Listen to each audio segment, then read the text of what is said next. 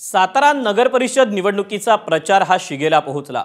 या निवडणुकीत दोन्ही राज्यांचं मनोमिलन झालं। यामुळे दोघांकडील इच्छुक कार्यकर्त्यांना उमेदवारी न मिळाल्याने नाराज कार्यकर्त्यांनी बंडखोरी करून अपक्ष उमेदवारी घेऊन दोन्ही राज्यांच्याच उमेदवारांच्या विरोधात शड्डू ठोकून आव्हान दिलं।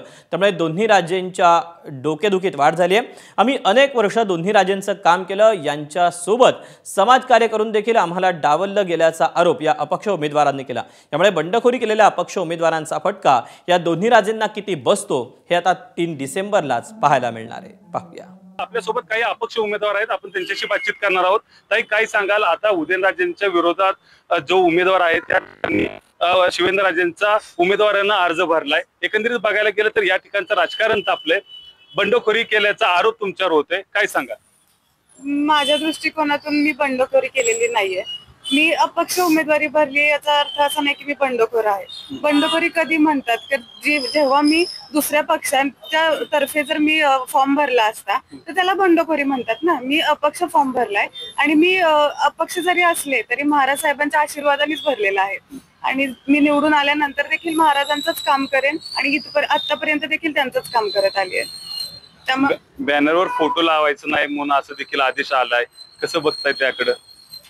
बॅनरवर फोटो तर शेवटी कसं आहे, पक्षाच्या काही आदेशांवरून त्यांनी कदाचित सांगितलं असेल की फोटो वगैरे तुम्ही यूज करू नका।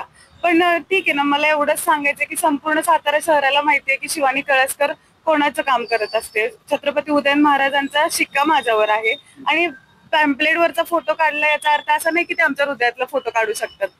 त्यामुळे फोटो असणं नसणं काही मॅटर करत नाही। संपूर्ण सातारा शहराला माहितीये की मी महाराजांचीच कार्यकर्ता आहे आणि त्यांच्यासाठीच काम करेन, त्यांच्यासाठीच माझी निष्ठा आहे आणि कट्टर कार्यकर्ता आहे। आता लोकसभेच्या निवडणुकीमध्ये, विधानसभेच्या निवडणुकीमध्ये दोन्ही महाराज साहेबांना आम्ही आमचं हे काम दाखवून दिलेलं आहे, दोघांचा विजय हे करून आणलेला आहे। अशी परिस्थिती असताना आता नगरपालिकेच्या निवडणुकीमध्ये आम्हाला भाजपकडनं उमेदवारी अपेक्षित होती, परंतु ऐन वेळी डावलण्यात आली। त्याचं काय कुठले निकष लावले काही माहित नाहीये, कारण ज्या पडत्या काळामध्ये बीजेपीला मोठं केलेलं आहे, तर कमळ सगळ्यांच्या मनामध्ये उमलवण्याचं काम आमच्या 2 पिढ्यांनी केलेलं आहे आणि आता आम्हाला अपक्ष म्हणून निवडणूक लढवावी लागत आहे। आमचं कमळ त्यांनी खेचून घेतलेलं आहे, ज्यांचे एक दिवस प्रवेश होऊन लगेच त्यांना उमेदवारी डिक्लेअर केलेली आहे। आम्ही 30 वर्षापासून निष्ठावंत असून आमच्यावर अन्यायकारक झालेला आहे, म्हणजे हा खूप मोठा अन्याय झालेला आहे। इतकं असताना सुद्धा मी 6 वर्ष पक्षाचं काम करते आणि ज्यांना कमळातलं काही माहिती नाही अशांना तुम्ही किंवा भाजप विरोधी असणाऱ्यांना हे तिकीट दिलं गेलं आणि मला डावलण्यात आलं आणि माझ्या प्रभागातील नागरिकांनी आता ही माझी उमेदवारी हातात घेतलेली आहे आणि त्यांचा मला पूर्णपणे पाठिंबा आहे। हे माझं काम बघा, ही माझी फाईल आहे, ही फाईल मी पक्षाला दाखवली।